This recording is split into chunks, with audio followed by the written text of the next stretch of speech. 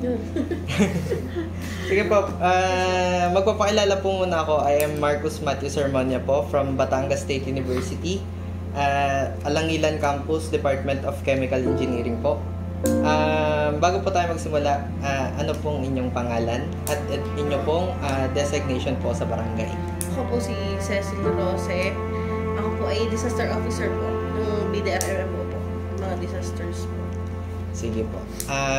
To start po, for question 1 po, dito po sa inyong barangay, nakaka-experience po ba kayo ng power outages? Especially po yung mga Badyawan community. Yes po, dahil ng Badyawan po kasi is, parang ano lang siya, ang community po kasi nila is sabay-sabay lang po ng sa Meralco.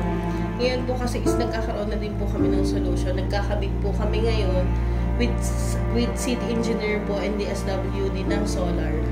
Ayun. Kaya po ngayon sa inyo po kayang palagay, kailan po kaya yung last time po ninyong naka-experience ng power outage? Nung bagyong Yowan. Yun. Hanggang ngayon po is meron pang puro na may power interruption po. Ayun. Sige po. Sa inyo naman po kayang palagay, ano po kaya yung mga common problems na nagkakaroon po tayo tuwing nagkakaroon ng power outages, especially po sa education? Ngayon naman ang ano nila is yung pagka yung kislapan ng kuryente regarding nyo sa minsan may nakikisip na hindi alam ng may-ari. Kaya doon mismo yung nagkakaroon ng interaction. Ayan po. Sige po. Ano po kaya yung mga action po? Nabanggit nyo nga po yung solar kanina, pero ano po kaya yung mga kahit dati po ay ano po kaya yung mga action yung na-take nung tuwing nag-experience po kayo ng power outages? Ano po, talagang ang inuuna po kasi namin is communication po sa Meralco. Meron po kasing part na merong private na kuryente mismo silang nagpaano. Pero may Meralco po, kaya Meralco po kami lagi Ayun connect po. So, to have a brief description po sa aming gagawing project, ito kami po ay mag-i-implement ng isang 3D printed na lamp. Lampara po siya na powered, imbis na battery po yung gamit namin, ang gagamitin po namin is salt water po at saka yung microalgae. So, ano po kasi namin, na-realize po namin na sa inyo pong community, as well as sa Malitam and sa Kuta po, napaka-abundant po ng salt water. So, sa tingin nyo po kaya, yung ganun pong solution, sa tingin nyo po ay maganda po kaya or malaki po kaya yung tulong niya sa, especially po yung mga nag-aaral na bata sa inyo pong community? Kung sa magiging naman po, kung talagang makakatulong, ay makakatulong po siya. Regarding po nga dun sa side po kasi ng Malitam at Badyawan, talaga po lagi nawawalan siya ng power interruption.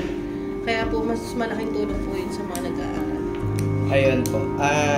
Sa tingin nyo naman po kaya ay if mabigyan po kayo ng ganito na technology as well as halimbawa po ay ma-mass produce po namin na mabigyan kada household ng isa, sa tingin nyo po kaya mag-elevate po yung quality of life nila or parang magkaroon po kaya sila ng sa tuwing power interruption, magkaroon po kaya sila ng parang alam nyo po yung, di ba, wala pong ilaw? Magkaroon po kaya sila ng chance na makapag-aral due to having this technology? Oo naman po, kasi yan po ang magbibigay ng liwanag po sa mga nag-aaral po. Ayun po. So, ayun lang naman po yung ating mga questions po. Tapos po, dyan po sa last part po ng ating survey, ay explain ko lang po muna yung atin pong questions. So for number 1 po,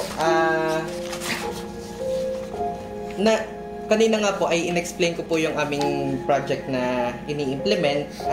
Sa tingin nyo po kaya, ano po kaya yung mga questions nyo pwedeng ibato sa amin na pwede po naming isagot sa aming defense sa paparating pong araw? Questions po kahit tungkol po dun sa project or kahit ano po under the sun po. Sige. Kahit ano na po, Sa inyo katuhan. i-vocal nyo na lang po. Para kami na lang po magsusulat para hindi po mahirapan. Ano lang, suggestion ko lang is, kailangan ba lahat, ano po yun, by individual nyo po ibigay o for families po? Para po, sige po. Ako din na din po magtatanong. Sa tingin nyo po kaya as an LGU member po, ano po kayang mas optimal na Pero ganun? ngayon naman po is priority po namin magkaroon ng ilog is Batyawan community po kasi yun po lagi yung walang kuryente, lagi may power interruption. Wala po silang sariling kontador, kumbaga po ano nga lang din po sila. Pero mas gusto po namin kasi is for families kasi lahat naman po ng community, yung nasa community po lahat po nakakaranas ng power interruption. Ayun po. Sige po.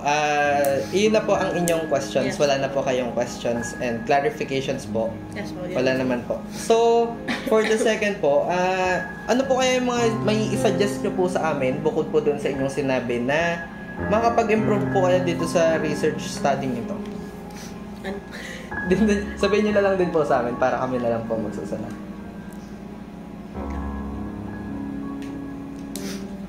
Wala na naman po. Ano na lang. Basta yun lang po yung ano namin, ang parang suggestion ko lang po yung talaga yung sa Batyawan community.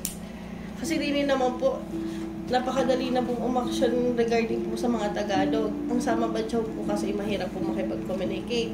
Kaya po talagang nilalaan po namin yung oras namin na mabigyan po talaga sila ng mismong sarili nilang ilaw.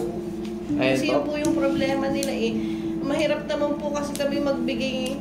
Pero ang ano ko lang din po kasi, nahihirapan din po kami magbigay ng mga yung alam naming malapit sa emergency kasi lagi po siyang nababalitaan po sa sulong.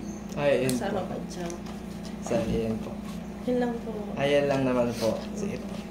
Maraming salamat Thank you po, ma'am. So, magpapakilala po muna ako. Ako po si Marcos Sermonia po. Galing po kaming Batangas State University, Alangilan Campus, Department po ng Chemical Engineering. Bago po tayo magsimula, ano po muna po ang inyo pong pangalan at kayo po ba ay nabibilang sa isang indigenous group? Bale, ako si Ojia Bayani, 32 years old at isa akong katutubong Batyaw o Sama Batyaw. Ayun po. Sige po. Magsimula po tayo sa question na nakaka-experience po ba kayo o nakaranas po kayo ng power interruption lalo na yung mga ngayon lang po? Bale, nitong biglang bagyo nga, nawalan kami ng kuryente. Walang ilaw. Ayun.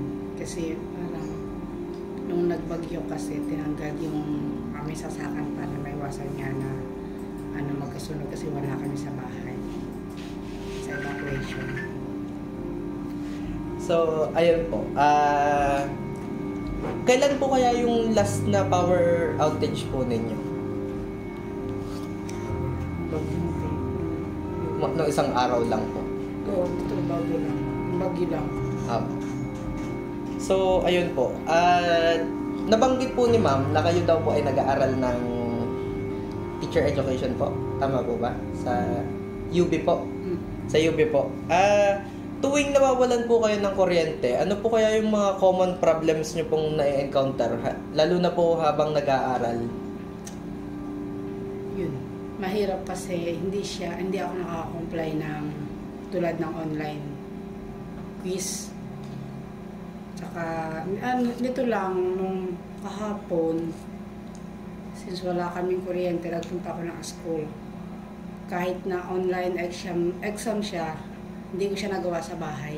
Nagpunta pa rin ako ng school kasi nga wala kami kuryente. Pagdating naman po kaya sa mga, halimbawa po yung ilaw, yung liwanag po, nakaka-istorbo po ba yun sa inyong pag-aaral? Dahil kapag po walang kuryente, syempre nawawalan po tayo ng ilaw, hindi po natin nakikita yung mga binabasa natin. Ngayon po, nakakaabala po kaya yun sa inyo? Oo, nakakaabala. Minsan kasi nagkakamali ng pagbasa. Lalo na pag yung pagkasera lang ang gamit, hindi siya talaga nakakayanan na magawa ng activity sa bahay. Ayun po.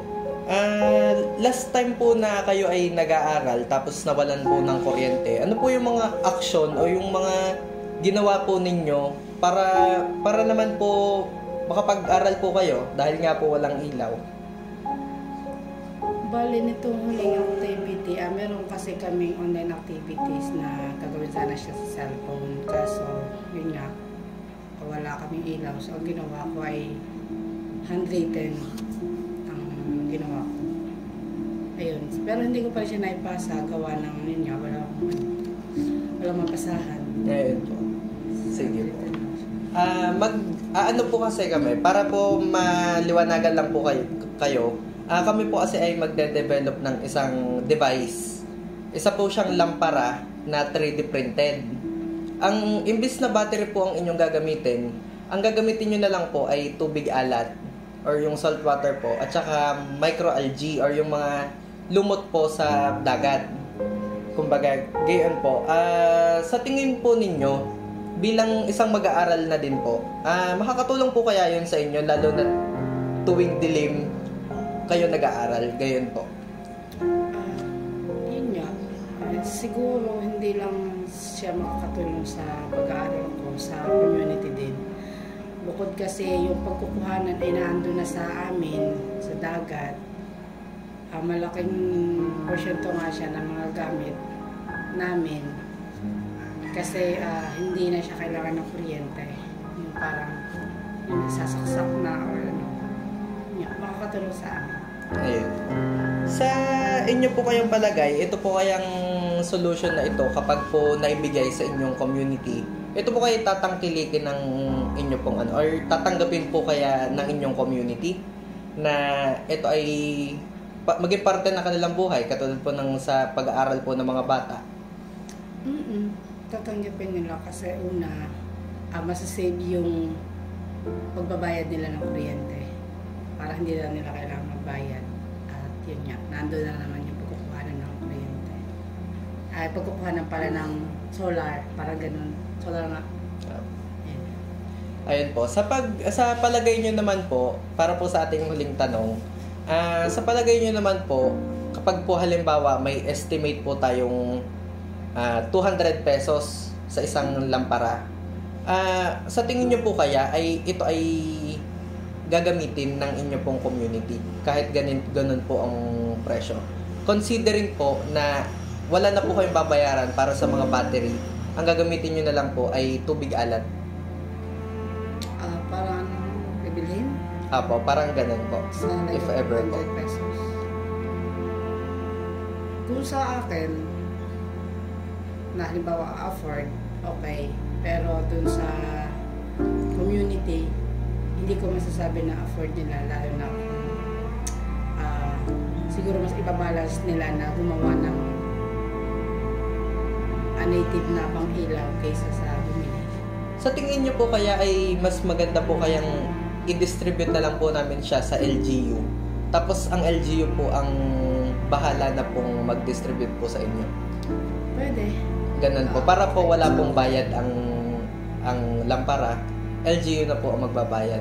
Mas maganda po iyan. Mas okay siguro pag ganun yung mas okay sa tribo. Ayun. Sige po. Punta po tayo ulit dun sa last page, yung eto po. Yung dito po. Kahit sabihin nyo na lang po, huwag nyo na po isulat. Dahil recorded naman po tayo.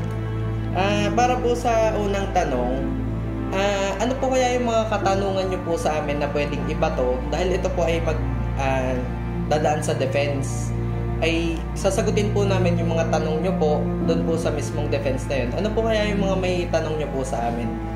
Para maging clear po or mas ma-improve yung aming project. Halimbawa yung pagkagawa ng solar na na ilaw. Paano ba magagamit yun ng mga madyaw considering na hindi sila nakakabasa at hindi nila mauunawaan kung ano yung halimbawa ang paggamit nun, paano nila magagamit yun nang hindi sila nahihirapan or walang kailangan basahin. Yun yung pwedeng i-ano sa amin. Ayun. Kasi hindi lahat ng badyaw ay nakakabasa. So parang mas prepared nila na halimbawa isang pindot lang na walang kailangan basahin para magamit nila kasi pag maraming may mga instruction hindi nila nababasa, hindi nila magagamit yun. Ayun po. Yun lang po ba ang inyong mga tanong po para po dito sa topic na ito? Yun lang. Yun lang naman po. Sa pangalawa naman po ay ano po kaya yung mga suggestion or yung mga comment nyo po sa amin pong project na i-implement if ever po na ma-implement po namin sa inyo pong community? Kahit yun nga, siguro yung magagamit nila na yun nga, pag sa gabi o lalo na pag walang ilaw, yung magagamit talaga nila na hindi sila mahirapan. Ayun. Yun. Yun lang naman po. Ayun po. Sige po. So, maraming salamat po. Yun, doon po